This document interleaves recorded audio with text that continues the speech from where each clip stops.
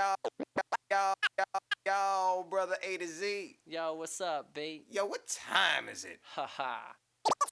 It's laundry day.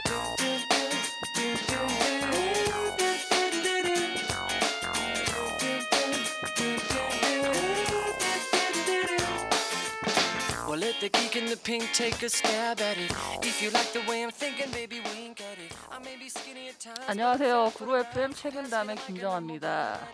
네, 인권과 영화 담소 나누는 최근담, 오늘은 인권담 시간입니다. 청소년과 노동인권, 노동법 배우는 시간 오늘 가져볼까 합니다. 네, 오늘 노동법 ABC 함께 해주실 분은 구로구 노동자 종합지원센터에서 노동상담을 하고 계시는 김요한 노무사님 나와주셨습니다. 안녕하세요. 예, 안녕하세요. 반갑습니다. 네, 적은 시간에 이어 한 번 더 나와주셨습니다. 네, 뭐 오늘은 제가 횡설수설할 가능성이 높기 때문에 네, 오늘이 마지막 방송이 되지 않을까. 아주 좋아합니다. 행선수업 방송 아주 좋아합니다. 네, 오시기 전에 뭐 건강 검진 받으셨다는 그러니까요. 지금 얘기가 수면 있던데요. 내시경하고 지금 깬 지가 얼마 안 됐기 때문에 아, 지금 약간 갈짓자로 걸으시고 오신 거 아니죠? 좀 살짝 지금 머리가 무겁습니다. 그래서 아마 질문과는 상관없이 그냥 제 하고 싶은 얘기들을 마음껏 횡설수설할 네. 겁니다. 네. 저는 뭐 그렇게 자유로운 방송을 좋아하기 때문에 네, 대본에 구애받지 않으시고 예, 자유롭게 말씀해 주세요. 예, 신경 안 쓰고 있습니다.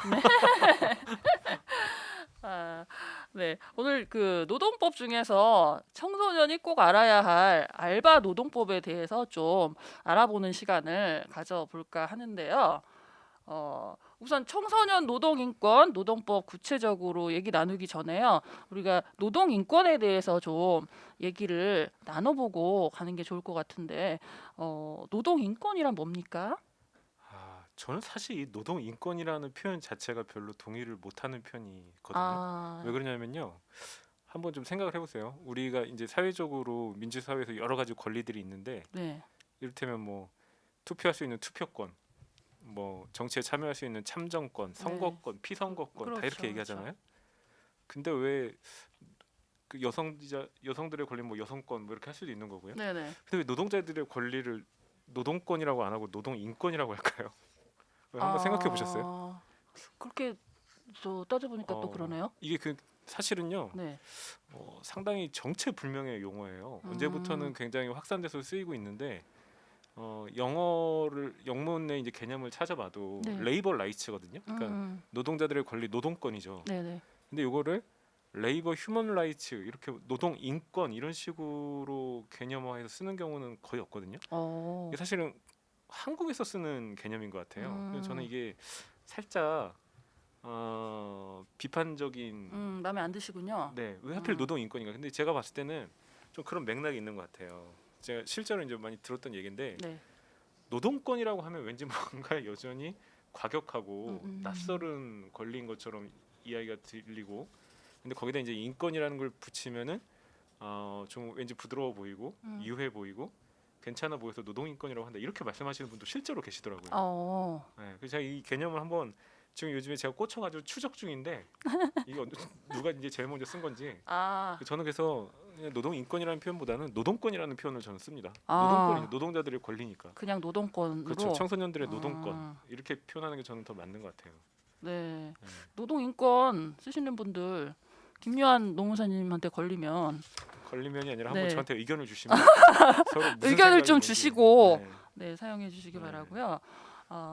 저희가 그래서 그럼에도 불구하고 오늘 좀 노동법에 관련해서 청소년 노동 인권에 대해서 얘기를 좀 해볼까 하는데요. 요즘에 또 코로나19로 고용 불안, 저임금 그리고 뭐 근로기준법 미준수 등 이렇게 복지 사각지대에 놓인 취약계층이 증가하는 실정이잖아요. 그 중에서도 그 많은 청소년들이 아르바이트를 하지만 자신의 권리를 제대로 알고 있지 못하는 그런 경우가 많다고 해요. 또 실정이 좀 어떤가요? 예. 그 사실 오늘 이제 주제는 청소년들 문제이긴 합니다만은 좀 큰 틀에서 일단 좀 봤으면 좋겠거든요. 네, 사실은 꼭 청소년들이 한정되는 문제는 아니라고 생각하고요. 네, 어른들을 포함해서 성인 노동자들을 포함해서 심지어는 한국뿐만이 아니라 전 세계 모든 노동자들이 가지는 이제 숙명과 같은 거라고 생각을 하는데, 이 노동권이라는 게 이제 왜 출현한 개념인지를 좀 말씀을 드리고 싶어요. 네, 이제 원래 이제 노동계약, 근로계약이라는 것은 누가 됐든 간에 사용자하고 임금 지급하고 노동 제공을 서로 맞바꾸는 계약이죠. 그죠? 그래서 회사는 일을 시킬 수 있는 권리가 있고 대신 일을 시켰으니까 임금을 지급해야 되는 의무가 있는 거고요. 그렇죠. 그다음에 일을 하는 노동자는 시키는 대로 일을 해줘야 되는 의무가 있지만 그 대신 임금을 지급받을 수 있는 권리가 있단 말이에요. 그래서 임금 지급과 노동 제공을 서로 맞바꾸는 계약인데 네. 이 계약 자체는 자유 계약이고 대등 당사자 사이에 형식적으로는 자유 계약이고 대등 당사자 사이에 자유로운 계약이라고 하는데 네. 근데 왜 노동자들의 권리를 보호해야 되고 왜 그러지 않을 경우에는 노동자들이 항상 열악한 지위에서 불평등한 지위에서 있을 수밖에 없냐는 거죠. 제가 그 질문을 항상 이렇게 드리고 다닙니다. 왜 그렇게 생각하시냐고. 그러면 이제 대부분 이제 대답하시는 게 회사가 돈 주니까요 이렇게 얘기를 하시는데 그 정답은 아니죠. 왜냐하면은 회사는 돈을 주지만 사용자는 돈을 주지만 거꾸로 노동자는 노동을 제공하는 거니까 그 그렇죠. 두 개를 맞바꾸는 거니까 대등한 관계에서 그렇죠. 시작해야 되는 그렇죠. 거죠. 근데 네. 그것만으로는 노동자들이 사용자보다 불리하다는 걸 설명할 수가 없어요. 네. 근데 현실적으로 불리하다는 걸 누구나 직관적으로 알잖아요. 그렇죠, 그렇죠. 네. 근데 그 불리한 이유는 일자리보다 일하려는 사람이 많기 때문에 그렇습니다. 그래서 그것도 또 수요와 공급의 또 맞습니다. 원칙에 계약이니까요. 또, 이게 우리나라에만 해당되는 얘기가 아니고 뭐 청소년들에만 해당되는 게 아니고 세계 모든 나라에서 월급 받는 모든 노동자들의 숙명인 거죠. 네. 나는 여기서 잘리면 그만두면 당장 먹고 살기가 막막한데 사용자 입장에서 회사 입장에서는 이 사람이 아니더라도 노동시장에서 누구를 데려와서 대체 금방 가능한 일을 사람이 대체를 시킬 있다. 수 있어요. 그래서 요것 때문에 사용자들이 어떤 실질적인 우위에 서는 거고 그래서 요거에 대해서 어떤 법으로 규율을 하지 않으면 네. 반드시 뭐 청소년이건 성인이건 한국 사람이건 뭐 제1세계건 제3세계건 네. 무조건 노동자들은 열악한 지위, 가혹한 노동 조건에 시달릴 수밖에 없습니다. 그거를 그렇게 하지 말라고 이제 법으로 규율하는 게 노동법이고 노동권인 것이죠. 네. 그런데 또 청소년 그 노동 인권을 얘기를 하다가 보면 그 우리가 청소년들이 요즘에 이제 알바를 많이 하는데 그 청소년들이 노동하는 그렇게 알바를 하는 것들에 대해서 좀 편견이 있는 것 같아요. 그냥 뭐 애들이 뭐 알바하는 거를 뭐 공부나 해야지 아니면 너네 뭐 옷이나 사려고 알바하는 거 아니냐 이렇게 청소년들의 노동이 다소 사소해지는 그런 경향성이 좀 있는 것 같아요. 네. 이런 것들은 또 어떻게 생각하세요? 하여튼 근데 이제 아까 제가 말씀드렸던 네. 노동자들의 숙명과 같은 문제, 사용자보다 항상 열 위에 있다는 거. 네. 그런데 그것만으로 또 이제 한정 지을 수 없는 게 또 중요한 거는 노동자들이 또 어마어마한 사회적 잠재력을 가지고 있죠. 그게 뭐냐면은 사회의 압도적 다수라는 거죠. 이 사회에서 경제 활동하는 사람들의 압도적 다수이고 그다음에 이 노동자들이 일을 하지 않으면 사회가 굴러가질 않습니다. 이 코로나 터지고 나서 우리가 확인할 수 있었던 게 뭐 코로나 터지고 주식하는 사람들이 이 사회를 움직인 게 아니죠. 그렇죠. 주식하는 사람들이 돈은 많이 벌었지만 네.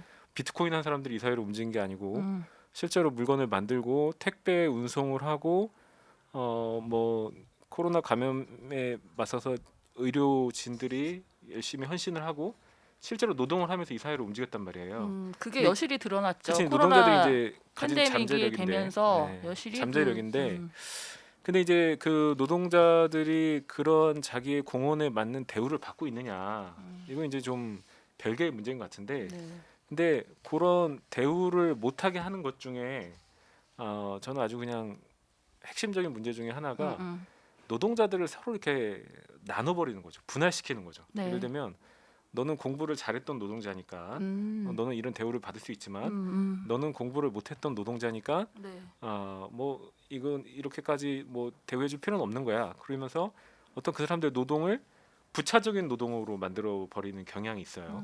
근데 이게 꼭 지금 청소년 노동 얘기하다 이 얘기가 나왔는데 네. 다 청소년보다 더 대표적인 게 여성의 노동이죠. 그렇죠. 예, 여성 노동에 대해서 불황이 오면은 여자들을 먼저 자르면서 하는 얘기가 너는 어차피 반찬값벌로 나왔잖아. 네. 그죠? 맞아요. 저도 네. 방송에서 그 얘기 한 적 있어요. 네. 그거 어차피 뭐 남편이 벌어와야 되고 이 사람은 가장인데 너는 뭐 생계를 유지하는 것도 아니고 시간 남아서 일을 하는 건데 네. 좀 잘릴 수도 있지. 이런 식으로 대우를 해버리잖아요. 근데 그런 논리가 똑같이 청소년 노동에도 그냥 연장선상에 있다라고 보여요. 그래서 청소년들도 다양한 계급 계층에서 있는 것이고 말씀하신 대로 뭐 예를 들면 엄마 아빠는 먹고 살만하고 엄마 아빠가 강남에 오피스텔 빌딩이 있음에도 불구하고 취미 삼아서 뭐 알바를 하는 친구들도 분명히 있을 수 있겠죠. 근데 그렇지 않고 자기 생계를 위해서 노동을 하는 친구들도 분명히 청소년 중에 맞습니다, 있고요. 맞습니다. 네. 그다음에 특히 이제 특성화고 학생들, 네. 예, 이런 학생들은 이미 이제 노동자로서의 자기 사회적 삶을 시작한 거거든요. 네, 네, 근데 이제 그런 것들을 뭉뚱그려서 어떤 부차적인 노동인 것처럼 네. 용돈벌이하는 노동인 것처럼 이렇게 이야기를 하면서 이 아까도 말씀드렸던 노동자들이 가지고 있는 거대한 잠재력, 노동자들의 사회적 힘 이런 거에 대해서 발휘하지 못하게 하는 게 아닌가 저는 그렇게 생각을 합니다. 네. 제가 오늘 분명히 초입에 말씀을 드렸어요. 네? 제 마음대로 얘기할 아, 거라고. 괜찮습니다, 괜찮습니다. 아, 그러면 오늘 좀 포괄적으로 얘기를 네. 해볼까요? 꼭 청소년에 국한되지 않고요. 그 뭐 청소년도 그렇고 아까 여성 노동도 그렇고 좀 저평가된 그런 네. 경향이 있잖아요. 그러니까 아까도 말씀하셨듯이 가장 먼저 잘리고 필요에 의해서 뭐 수용자 그 사용자의 그 필요에 의해서 청소년과 여성 노동자가 가장 먼저 잘리게 되는 그런 현실에 부딪히게 되는 것 같아요. 맞습니다. 그러니까 이게 어쨌든 노동자들이 함께 네. 예를 들면은 코로나 터지고 이제 경기가 가라앉았을 때 노동계에서 제일 크게 요구했던 거는 네. 모든 종류의 해고를 금지하라라는 요구였죠. 왜냐하면은 이 노동이라는 게 사회적으로 꼭 필요한 노동이고 그 다음에 기업 망하지 말라고 정부에서는 수백조 단위의 천문학적인 기업에 대한 지원금을 쏟아 부었단 말이에요. 근데 그런 기업 지원금을 받아 먹으면서도 노동자들을 잘랐거든요. 지금 뭐 대표적인 예가 어저께 이제 아시아나 KO에서 일을 하던 여기가 이제 아시아나 항공 하청업체예요. 네네. 비행기가 이제 공항에 들어오면 그 누군가는 거기 들어가서 이제 청소를 다 하고 객실을 다시 다음 네네. 승객들이 탈 수 있도록 세팅을 해야 될 거 아니에요. 그렇죠. 뭐 음식 같은 것도 넣어놓고 그걸 한 이제 분들이었는데 이분들이 코로나 터지고 불황이라는 이유로 하루아침에 정리해고를 당했어요. 그런데 이제 노동위원회, 지방노동위원회, 중앙노동위원회에서 다 부당해고라고 판정을 했고요. 네. 그럼에도 불구하고 지금 아시아나 KO에서는 계속 배째를 하는 식으로 복직을 안 시키고 있고. 네. 예. 근데 여기도 만약 얘네가 원했다고 하면은 기업에서 받을 수 있는 지원금도 다 받으면서 해고를 안 시킬 수 있었는데 일단 뭐 해고를 시켜 버린 거거든요. 예. 그렇죠. 기업에서는 기본적으로 그 잉여 자금도 가지고 있잖아요. 그렇습니다. 그러니까 그런 걸 활용해서 계속 그 비정규직이나 그런 저임금 노동자들을 일하실 수 있게 할 수 있는데 그런 생각이 없는 거죠. 그러니까. 그렇습니다. 네. 이렇게 이제 노동자들을 쓰고서 이제 잘라 버리는데 네. 근데 하여튼 이런 과정들을 통해서 노동자들이 이제 자기 목소리를 못 내게 만들고 노동자들 사이에서 나는 잘리지 않고 살아남았으니까 다행이다 네. 이런 생각들을 하게 만드는 것이죠. 아, 네. 그들만의 그런 또 그러니까 사용자와 노동자 간의 싸움이 아니라 그들 그렇죠. 낮은 임금을 받는 그들 그렇죠. 사이에서 또 그런 네. 경쟁이 벌어지게 만드는 그런 구조로 그렇습니다. 되고 있는 것 같아요. 예. 네. 그리고 우리나라 그 평균 임금이 저임금인 거는 그 여성 노동이 또 저평가돼 있고 청소년 노동 이제 청소년들이 받는 그런 임금들이 너무나도 낮기 때문에 그렇다는 얘기를 또 들은 바가 있는데요. 맞습니까? 예. 그 뭐 이제 그런 거 이제 노동 시장의 양극화라고 이제 많이 표현을 하죠. 그래서 이 체제에서 기득권을 가지고 있는 사람들은 네. 이제 노동을 그런 식으로 운영하는 게 굉장히 자신들한테 장기적으로 이익이 됩니다. 뭐냐면은 좋은 기업 다니고 네. 뭐 노동조합이 있고 이런 힘이 센 노동자들한테는 연봉 1억씩 주죠. 네. 연봉 1억씩 주고 자기한테 대들지 말라고 얘기를 하면서 그렇지 못한 조건을 가진 노동자들, 비정규직 노동자들, 여성 노동자들, 청소년 노동자들 이런 노동자들에 대해서는 최소한의 법적 기준도 지키지 않고 아주 가혹하게 말 그대로 이제 착취를 하는 거죠. 네. 그렇게 하면서 노동자들을 분할하면서 이 체제를 그대로 유지시키는 그런 상황인 것 같습니다. 네. 네. 그러면 저희가 그 노동자들의 권리를 찾기 위해서 또 네. 노무사님이 평소에 또 노동법 강의나 이런 교육을 좀 하실 거 아니에요? 네. 또 요즘엔 좀 그런 거 하시나요? 예, 뭐 그래서 하여튼 먹고 살아야 되니까 하고 있고요. 예. 근데 하여튼 그래서 이 노동자들 사이의 양극화도 상당히 심각한 거죠. 네. 그래서 노동조합이 있는 노동자들, 대기업, 공기업 노동자들은 이미 노동법 이상의 훨씬 더 나은 노동 조건을 보장받고 있는 경우들이 네네. 많고요. 그러지 못한 노동조합이 없는 노동자들, 작은 사업장의 노동자들, 여성 노동자들, 비정규직, 청소년 노동자들은 기초적인 법조차 지켜지지 않는 경우가 태반입니다. 그래서 제가 이제 구로구 노동자 종합지원센터에서도 이제 계속 상담을 하니까 네. 상담하는 과정에서 이제 뵙게 되는 분들이 뭐 똑같고 얘기해서 좋은 직장 다니시는 분들은 안 오세요. 좋은 직장 다니시는 분들은 이미 자신들이 가지고 있는 자원으로 네. 충분히 뭐 회사 생활하면서 뭐 불만이 있다고 하더라도 그런 자원들을 통해서 해소할 수가 있는 거고요. 저한테 오시는 분들이 이제 비정규직, 그렇죠. 여성, 고령 노동자들, 청소년도 가끔 있고요. 네. 근데 이제 뭐 다 비슷합니다. 기초적인 근로기준법도 지켜지지 않고 뭐 하루아침에 일하다가 그냥 잘려버리고 네. 예, 임금 못 받고 뭐 이런 내용들이죠. 다 대동소이합니다. 예. 그 사회가 점점 양극화되고 있는 것이 그 비정규직과 일반 노동자들의 그런 차이가 아까도 양극화 말씀하셨는데 이게 뭐 해마다 점점 이 격차가 해소돼야 되는데 격차가 양극화로 된 격차가 뭐 10년이나 지금이나 그렇게 좁혀지지 않았다고 하더라고요. 네, 이런 점들도 좀 나아져야 될 것 같고 또 노동조합 말씀하셨는데 그 노동자들끼리 또 노동조합을 결성하는 것이 가장 또 중요할 것 같아요. 예, 그래서 하여튼 이게 이제 근본적으로는요. 네. 근본적으로는 이 사회에서 기득권을 가진 분들이 네. 기득권을 가진 계층이 노동자들이 이렇게 분할하는 게 자기들한테 유익합니다. 이득이 됩니다. 그래서 사실 이런 구조를 만들어 놓은 건데 네. 이제 뭐 노동자들 입장에서 보자면 아쉬운 게 과거에는 이제 한국의 노동조합 운동이 전성기 시절에는 노동조합 활동을 통해서 전체 노동자들의 처우를 같이 개선시키는 역할을 했었어요. 네. 그 예를 들면은 87년 이후에 80년대 후반 90년대 초반에는 네.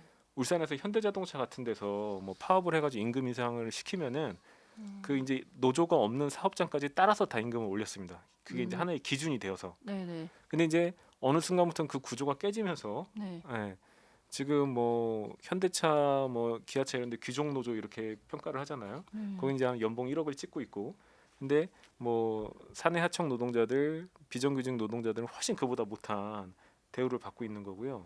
어느 순간부터 이 간극이 너무 크게 벌어졌어요. 네. 근데 이제 중요한 게 뭐냐면은 이런 현대차나 이런 대표적인 대공장, 대기업에 있는 노동자들은 노동조합을 하기 좋은 조건이 있습니다. 사람 숫자가 많으니까요. 일단 조합원 숫자가 많으니까 뭐 다양한 자원을 가지고 있고요. 네. 뭐 같이 뭐 싸움을 했을 때 더 힘이 셀 수밖에 없고요. 네. 그런데 이제 열악한 처지에 있는 노동자들, 아까 우리가 예로 들었던 뭐 비정규직이랄지 청소년이랄지 여성이랄지 작은 사업장이랄지 노동조합을 가입하는 것 자체가 굉장히 힘든 조건들이죠. 그렇죠. 애초에 그렇습니다. 시작 노동조합을 성분사항이 좀 다르죠. 네, 가입하기 힘든 조건들이고 그렇기 때문에 그런 현대차 노동자들 뭐 이런 사람들처럼 똑같이 노동조합을 만들어서 싸우기 힘든 조건이에요. 그러면 어떻게 써야 되느냐? 현대차 같은 또는 우리나라의 힘 있는 노동조합들이 네. 이런 열악한 처지에 있는 노동자들을 위해서 뭔가 사회적으로 필요한 대응들을 했어야겠죠. 이를테면은 최저임금을 올리라고 한번 파업을 한다든지 이런 식의 대응들 또는 뭐 노동법을 개정하라고 파업을 한다든지 그런 것들을 했어야 되는데 그런 걸 하지 못하고 이제 자기네들 회사 안에서의 문제로 좀 갇혀버렸죠. 예. 뭐 이를테면은 뭐 우리 사주 우리 주식을 더 달라고 한다든지 우리 뭐 임금을 얼마 더 올려달라고 한다든지 네. 이렇게 하면서 이게 완전히 분할이 좀 세진 면이 있고요. 그러다 보니까 이제 노동계 내에서도 이런 노동조합을 하기 힘든 노동자들, 정말 열악한 처지에 있는 밑바닥 노동자들에 그렇죠. 대해서 이제 노동조합을 조직화하기 위한 시도들을 많이 하고 있고 나름의 네. 성과가 있긴 합니다만은 네. 아직 갈 길이 굉장히 멀죠. 단적으로 공기업 같은 경우에는 우리나라 노동조합 조직률이 몇 프로 정도 될 것 같으세요? 공기업에서요? 네. 좀 많을 것 같은데 네, 공기업이니까. 한 70% 이상입니다. 네. 우리나라 노조 조직률이 10%밖에 안 되는 나라거든요. 공기업은 상당히 많네요. 공기업은 70%라는 건 사실 이제 뭐 노동조합 가입할 수 없는 뭐 인사 담당자나 뭐 이런 아주 일부를 빼고는 거의 대부분 노조를 한다는 거예요. 왜냐면은 거기는 직장이 좋은 직장이니까 자기 직장에 대한 애정을 가지고 노동조합도 하고 노동조합을 통해서 더 나은 노동 조건들을 가져오는 거죠. 근데 정말 노동조합이 절실한 이런 밑바닥 노동자들, 비정규직 노동자들, 뭐 30인 미만 사업체 노동자들 이런 데는 이제 대략 비율적으로 노동조합 조직률 가입률이 한 1%가 안 되거든요. 그러다 보니까 이게 계속 악순환이 벌어지는 거죠. 많이 노동조합이 있겠네요. 있는 네. 노조에서는 노동조합이 있는 곳에서는 노동자들의 노동 조건이 계속 나아지는데 네. 노동조합이 없는 이런 열악한 노동자들은 계속해서 노동 조건이 후퇴하고 법조차도 적용받지 못하는. 하여튼 뭐 여러 부문이 있습니다만은 오늘 얘기하신 청소년들도 네. 아주 대표적이죠. 네.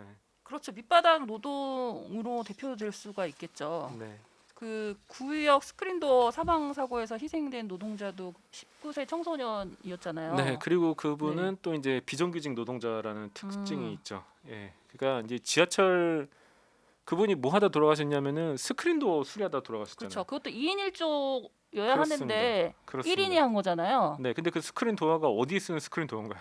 지하철 운행할 때 쓰는 스크린도어죠. 음, 그럼 지하철 공사가 사람을 채용해서 운영해야 됐던 업무죠. 그렇죠, 그렇죠. 근데 그거를 이제 비용 절감을 위해서 하청업체에 맡겼고 지금 지적하셨듯이 하청업체에서는 또 비용을 절감하기 위해서 근무조를 2인 1조 편성을 하지 않았고 네. 그렇게 하다 이제 그런 참사가 일어났었던 것이죠. 이 그 하청 업체로 맡기는 이 구조가 좀 시급히 개선이 돼야 될 것 같아요. 그러니까요. 이것도 사실은 원래부터 그랬던 건 아니죠. 그렇죠. 원래부터 그랬던 건 아니에요. 이게 예전에 그 몇 년 전에 했었던 응답하라 1988인가요? 네. 네, 그 드라마가 이제 한창 인기를 끌었는데 네. 그 많이 봤었죠. 네, 그 드라마가 인기를 끌었던 것 중에 하나가 지금과는 너무나 다른 사회상을 보여줬기 때문에 음, 그 드라마의 첫 회가 뭘로 시작하냐면은 그 쌍문동 골목 안에서 네네. 집끼리 이제 자기는 이제 음식하면 서로 이렇게 교환하는 장면으로 시작을 하거든요. 첫 장면이 그거였어요. 네, 기억이 나시나 모르겠어요. 근데 이게 사실은 옛날에는 굉장히 익숙했던 문화인데 어느 순간 싹 사라진 우리 사회상이죠. 지금 음식했다고 뭐 옆집하고 나눠 먹는 게 없잖아요. 잘 안 나눠 먹죠. 근데 그게 뭐 좋다 나쁘다라는 걸 어. 말씀드리는 건 아니고 근데 저희는 좀 네. 근처에 동생들이랑 나눠 먹는데 네. 잘 없죠. 그렇죠. 잘 없어요. 네. 근데 이제 무슨 말씀을 드리고 싶은 거냐면은 네. 어느 순간 사회상이 아주 급격하게 변한 게 있습니다. 뭐냐면은 과거에는 평생 직장 개념이었고요. 누구라도 성실하게 일을 하면은 내 집 마련할 수 있고 그리고 이제 저희 부모님 세대들 얘기 들어보면 이제 거짓말 좀 보태면 이런 식이죠. 남자가 도박 안 하고 술만 안 먹으면 네. 성실하면 된다. 그렇죠. 성실하게만 하면 어느 정도 자기 기본적인 삶을 살 수 있다라는 생각이 있었는데 그리고 뭐 학교 졸업하면 당연히 취업도 자연스럽게 할 수 있었고요. 네. 근데 지금 그때는 이게 또 일자리가 많긴 그렇습니다. 했어요. 네. 근데 이게 지금 완전히 전혀 다르잖아요. 지금 완전히 달라서 뭐 지금 서울 집값이 10억인데 뭐 아무리 성실하게 일한다고 해서 집을 살 수 있는 것도 아니고 청년들 취업하기 힘들고 그죠? 네. 뭐 이력서 수십 장 써야 되고 또 평생 직장이라는 개념이 사라졌고 이거 분명히 사회성이 급격하게 변했는데 네. 이거를 기준점을 잡으면 어디로 잡을 수 있을까요?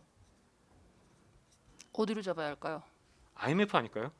오, 그러지 않으세요? 네, 그렇네요. 이게 IMF 이후에 급격하게 변한 거 아닙니까? IMF를 그때 양산됐죠? 그렇죠. 네, 거치면서 비정규직도 평생 직장이라는 개념이 사라졌는데 말씀하신 대로 비정규직도 그때 이제 대규모로 출현한 것이죠. 네. 그 전에는 뭐 지금 뭐 병원에서 청소하시는 분들, 대학교에서 청소하시는 분들 또는 뭐 대기업 식당을 구내 식당을 운영하시는 네. 분들 다 직고용이었어요.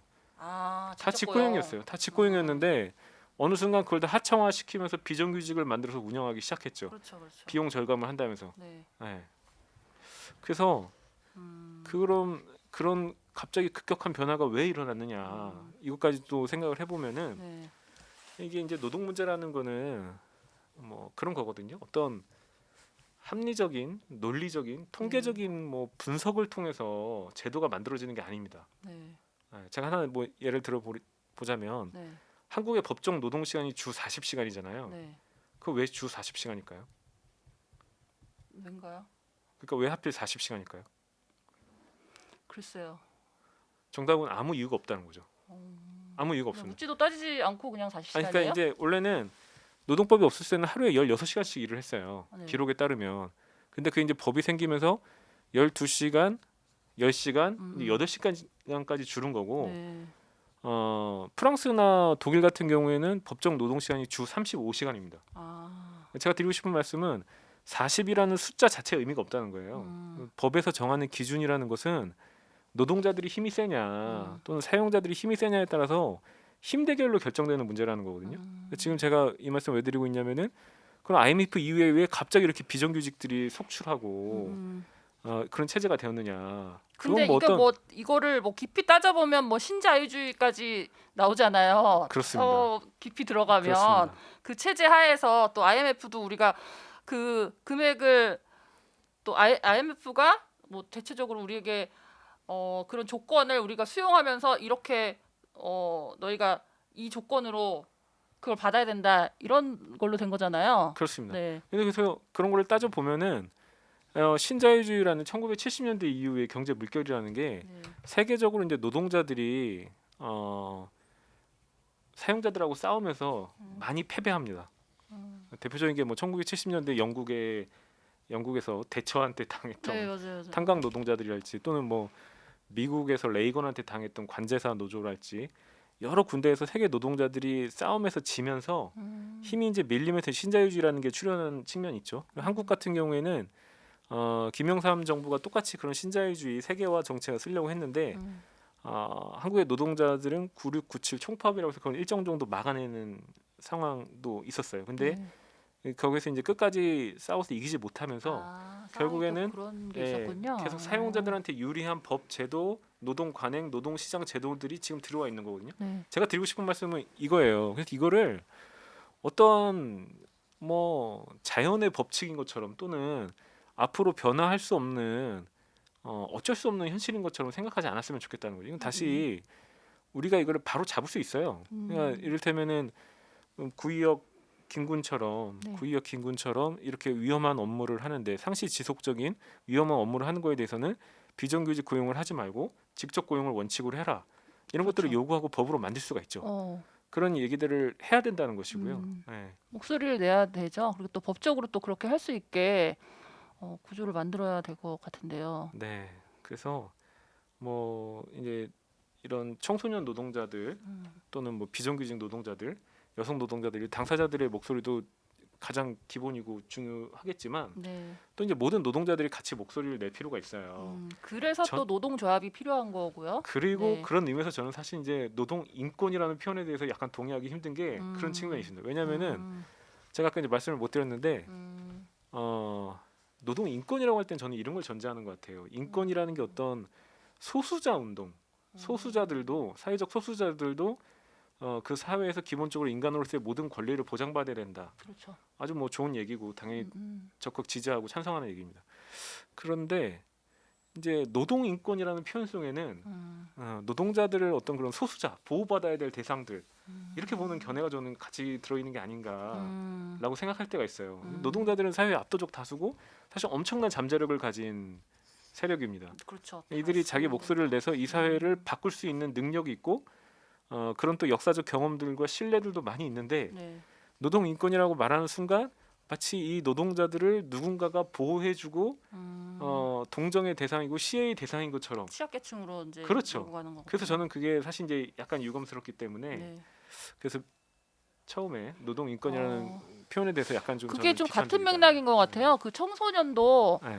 그 청소년이라는 그런 위치를 단지 어리고 뭐 힘이 없고 좀 그런 거로 배제를 시키는 거예요. 근데 우리와 동등한 입장으로 놓고 보는 것이 아니라 그렇습니다. 네 그거와 같은 맥락인 것 같아요. 완전히 동의하는 얘기고요. 그래서 청소년 노동자들을 뭐 어떤 미숙한 존재, 인격이 없는 존재로 볼 게 아니라 그들 스스로가 자기 경험을 통해서 자기 권리를 낼 수 있도록 우리가 지지해주고 응원해주고 그래야 되는 것이고요. 필요한 경우에는 그들과 이제 함께 뭐 저희 표현으로 연대할 수도 있는 거고 네. 청소년들이 사회적 경험은 물론 어른보다 못하겠지만 건강은 저보다 훨씬 좋을 거고요. 네. 저는 오늘 건강이 안 좋다고 나와가지고 지금 네. 계속 우울한 상태인데.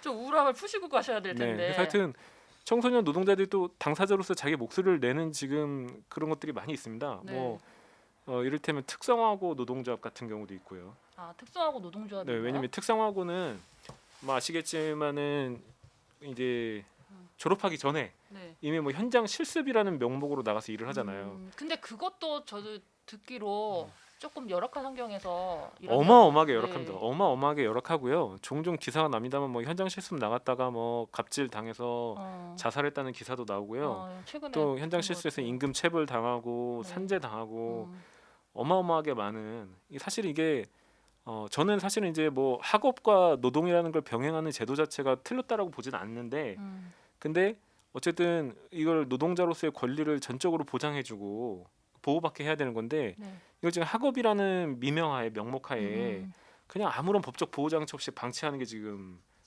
현실이거든요. 근데 어쨌든 그런 공간에서도 특성화고 노동조합, 당사자들이 노동조합을 만들어서 목소리를 내는 것도 있고 이런 것들이 있기 때문에 이제 하여튼 뭐 저는 청소년 노동 문제에 있어서도 누군가가 이게 뭐 도와주고 제도적으로 뭐 이거를 뭐 어떻게 하고 이런 부분보다는 당사자들이 자기 목소리를 내게 하는 것을 적극적으로 지지해주고 또 지지가 중요한 그들한테 거죠? 필요하다면은 같이 뭐 연대를 해줘야겠죠. 그죠? 지지와 연대. 네, 그게 저는 더 핵심적인 것이라고 생각합니다. 그래서 그 청소년 바라보는 그 인식의 프레임이 그 비청소년들은 네. 땀 흘려 돈을 번다라고 이제 얘기를 하지만 청소년들은 코 흘려 돈을 번다. 어린 나이에 돈 버느라 고생했다. 뭐 이렇게 애잔하고 뭐 편견 가지고 이렇게 얘기를 많이 해요. 그러니까 그런 프레임으로 바라보는 시각부터 고쳐져야 될 것 같고 또 이런 청소년들이 일터에서 아까 우습게 취급되고 네 그런 것들이 그 노동 문제가 잘 해결되지 않아서 또 그런 것 같아요. 그래서 청소년들이 그만큼 또 정치적으로도 힘이 없고 또 사회에서도 배제돼 있기 때문에 그럴 것 같습니다. 그래서 네. 저희가 또 청소년 노동 문제에 관심을 가지고 또 이런 단체와 정부기관이 또 그런 문제들을 또 해결하려고 또 할 의지가 또 있나 이것도 중요할 것 같은데요. 어떻게 보시나요? 예, 일단 뭐 그 전에 말씀하신 대로 모든 사회적 노동은 그 자체로 존중받아야 될 가치가 있는 거라고 생각을 하고요. 네. 그리고 그 뭐 청소년 노동을 폄훼하고 이렇게 좀 아무것도 아닌 것처럼 보시는 분들이 있긴 있는 것 같은데 오히려 청소년들이기 때문에 더 잘하는 그런 특출난 능력을 보이는 것들도 많이 있습니다. 그 뭐 저 같은 사람은 예를 들어서 뭐 어디 뭐 접객을 시키면 하루도 안 하고 짜증내고 아마 고객이랑 싸우고 있을 거예요. 근데 이제 그걸 다 받아주고 멀티태스킹하면서 고객 요구에 다 맞춰주고 약간 이거- 성격이 좀 있으신 거예요? 성격이 있는 게 아니라 이제 네. 뭐 착한 편인데 네. 쉽게 불의를 못 보고 쉽게 짜증을 낼 배가 고프면 쉽게 짜증을 내고 네. 불의는 보고 잘 참는데 네. 그냥 좀 잠깐 짜증을 좀 내는 편이라서 음. 하여튼 청소년 노동자들이 훨씬 더 잘하는 업무도 있어요. 그러니까 음. 다 그 존중받아야 되고 그죠?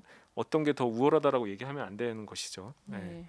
근데 이제 이런 청소년 노동에 대한 관심을 이제 당사자들이 목소리를 내면서 이제 사회 곳곳에 관심을 가지고 있고요. 네, 네. 재밌는 건 요즘에 그래서 뭐 민주노총에서도 청소년 노동에 대해서 이제 문제의식을 가지고 네.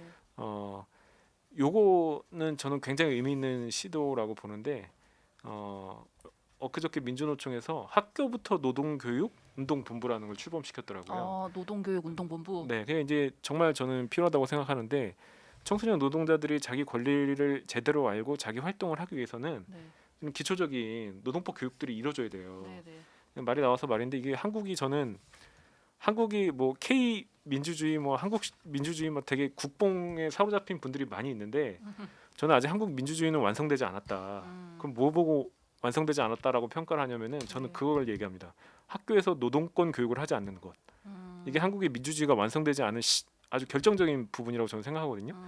그러니까 왜냐하면 경제적 활동을 하는 인구의 압도적 대다수가 노동자로서 살고 있는데 네.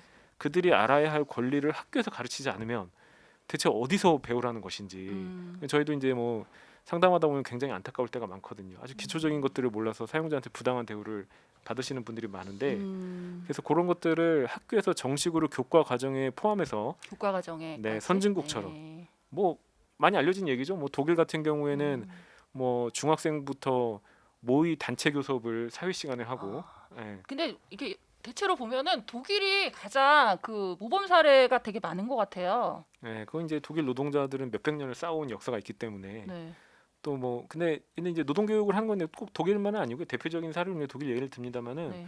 과거에 이제 여러 연구 결과가 있습니다만 대부분의 문명 국가에서는 정규 교과 과정 안에 노동법 교육이 포함되어 있습니다. 근데 한국은 여전히 이거를 좀 불온시하는 아, 정규 교과에 포함되어 네, 있다. 아니 시험을 봐야 된다는 것이죠. 지금 노동법 교육을 지금 구로구 노동자 종합센터에서 시민노동법률학교를 하고 있는데 네. 시민노동법률학교에서 배우셔야 되는 게 아니라 사실은 중고등학교 사회 시간에 배우고 급여 명세서 해석하는 방법, 부당한 해고에 대응하는 방법을 공부를 하고 학교에서 시험도 쳐야 되는 상황인 것이죠. 네. 하여튼 오, 그래요? 네, 민주노총에서 이제 요거를 학교 교과 과정에 포함시키라는 요구를 하고 있는데 저는 굉장히 의미 있는 굉장히 의미 있네요. 시도라고 보고요. 네, 이게 네. 또 빨리 이렇게 됐으면 좋겠네요. 여담을 하나 더 말씀드리자면 네네. 근데 이게 이제 오래된 얘기입니다. 심지어는 노무현 정부 때 인권위에서 권고를 했어요. 네, 교과 과정 안에 당연히 노동권 교육을 포함시켜라. 공부했네요. 우리나라도. 네, 근데 안 했죠. 안 했는데 뭐 당시 여러 가지 얘기가 나왔는데 경총에서 했던 논평이 아주 인상적입니다. 경총에서 뭐라고 했냐면은 학교에서 노동권 교육을 하면 좌파 이념 교육으로 변질된다. 정치적으로 또 될 수 이게 있다. 저는 한국의 어떤 후진적인 면모를 보여주는 대목이다라고 생각합니다. 네. 그런 게 그 이렇게 학생들이 이제 청소년들이 정치적으로 배제되는 이유이기도 한 것 같아요. 그러니까 이런 걸 통해서 정치적인 목소리를 낼 수 있는데 그거를 단절시키는 것 같다라는 그런 느낌이 또 들거든요. 그렇습니다. 일단 우리가 민주 시민으로 살면서 필요한 내용들, 필수 교양들 이런 걸 교육을 해야죠. 저는 뭐 제가 타고난 문돌이라서 그렇긴 합니다만 학교에서 미분 적분 가르치는 게 사실 얼마나 의미가 있습니까? 그거 많이 하죠. 사용하는 사람들만 네네. 가르치면 되지. 왜 미분 적분을 가르쳐서 사람들을 괴롭히지? 미분적분 귀신 보고 온다 뭐 이런 얘기도 있더라고요. 그런 거 괴롭히지 말고 네. 급여 명세서 보는 법, 어. 해고당했을 때 어떻게 대응할 것인지, 네. 산재당했을 때 어떻게 산재 신청을 할 것인지 네. 이런 정말 민주 시민으로서의 기초 소양을 학교에서 가르쳐야 된다는 것이죠. 중요 포인트 말씀해 주셨는데요. 그 근로계약서 쓰는데 그 근로 조건을 명시하지 않은 경우 뭐 이런 게 58.1%라고 그 뭐 이게 좀 오래된 점검이긴 한데 2016년 12월 여성가족부 고용노동부 청소년 근로점검 학동 점검에서 이렇게 그 이런 게 나왔는데요, 자료가. 그리고 뭐 최저임금을 알려주지 않는 경우도 28%다 이렇게 나와 있어요. 그 제가 작년에 또 캠페인을 참여했는데 근로계약서 쓰는 그런 캠페인을 그 저 사는 지역에서 그 캠페인 하는 거를 잠깐 참여를 해봤는데 이렇게 많이 행해지지 않는 경우가 많더라고요. 예, 그 저희가 이제 농담 삼아서 노무사들끼리 이런 농담을 하는데 노동조합이 없는 회사, 노동조합이 없는 회사에서 급여 명세서 가져오면 저희는 반드시 임금 체불을 잡아냅니다. 네, 그 말인즉슨 노동조합이 없는 대부분의 회사에서는 노동법을 제대로 지키지 않는다는 거예요. 이게 청소년 노동에만 국한된 얘기가 아니고요. 성인 노동이라고 해도 마찬가지입니다. 이게 뭐 이런 데이터들은 많이 있는데 네. 뭐 알바 사업장만 아니라 일반적인 중소기업을 근로감독을 나가거나 네. 어떤 특정 업종을 대기업을 근로감독을 나가더라도 사실 근로감독이라는 게 뭐 그렇게 대단한 게 아니고 네. 짜고 치는 고스톱처럼 뭐 조사할 테니까 뭐 준비해나 하고 하는 거거든요. 아, 그런가요? 그렇게 근로감독을 나가도 어떤 근로감독이든 대부분 위법사항을 70% 이상을 적발해 냅니다. 그 말인즉슨 노동법 위반은 우리 사회에서 굉장히 만연한 행위라는 것이죠. 근데 왜 그러냐? 불이익이 없으니까요. 사업주들이 불이익이 없으니까요. 예, 제가 이제 뭐 이런 비유를 드는데 우리가 어디 이제 차를 끌고 가서 비싼 주차료를 내면서 유료 주차장에 차를 대는 이유가 뭘까요? 그 딱지 끊잖아요. 그러니까요. 네. 아무데나 대면 딱지를 끊기 때문에 유료 네. 주차장에 차를 대는 거예요. 음. 근데 아무데나 대도 불이익이 없다라고 한다면은 굳이 유료 주차장에 차를 댈 이유가 없습니다. 근데 왜 불이익이 없게 하나요? 그렇습니다. 하여튼 이게 바로 한국의 사용자들이 이게 지금 그렇게 생각을 하는 거예요. 어차피 노동법을 안 지켜도 아무런 문제가 없는데 그냥 권고에 그치는 거잖아요. 그렇죠. 그러면. 그리고 우리나라는요 이 노동법 위반에 대해서 굉장히 온정적이고요. 네. 솜방망이 처벌까지도 안 갑니다. 그냥 온정적이에요. 사업하다 보면 그럴 수도 있지 이런 마인드입니다. 아, 이 전반적인 사회 노동권 인식 수준이 낮기 때문에 이게 청소년들한테만 벌어지는 일이 아니에요. 지금 뭐 하나 더 말씀드리자면은 노동청에 가면 네, 이제 임금 못 받았다고 신고하신 분들이 많이 올 거 아닙니까? 그렇죠. 예. 근데 이제 그분들 가서 보면은 사장님하고 이렇게 대질 조사라는 걸 할 때 보면은 네. 아주 주객이 전도돼 있어요. 음, 예. 임금 못 받은 사람은 막 사장님한테 막 굽신굽신하면서 쭈뼛거리면서 그래. 아 사장님 제가 더 기다려 보려고 했는데 좀 뭐 생활이 어려워서 어쩔 수 없이 신고했습니다. 이렇게 얘기를 하고요. 임금을 체불한 사장님은 거기 가서 큰 소리를 치죠 막. 내가 준다고 했는데 그걸 못 참고서 노동부에 신고했다면서. 너 그래가지고 사회생활 할 수 있나 보자. 이렇게 그런 큰 소리를 경우가 쳐요. 비일비재해요? 비일비재합니다. 이게 한국의 현실이라는 거죠. 그리고 거기서 청소년 노동의 현실이라는 게 얼마나 다르겠습니까? 네. 개선돼야 할 지점이 굉장히 많네요. 네, 우리 모두가 이런 것들이 좀 문제가 있다는 것을 인지를 하고 노동조합 결성도 또 청소년들이나 다른 취약계층 그 노동자들이 노동조합 결성하는데 또 지지를 해주고 연대할 수 있는 그런 여건의 사회가 돼야 하지 않을까 그런 생각이 또 들고요. 오늘 뭐 전반적인 얘기를 하다 보니까 다 하게 된 것 같아요.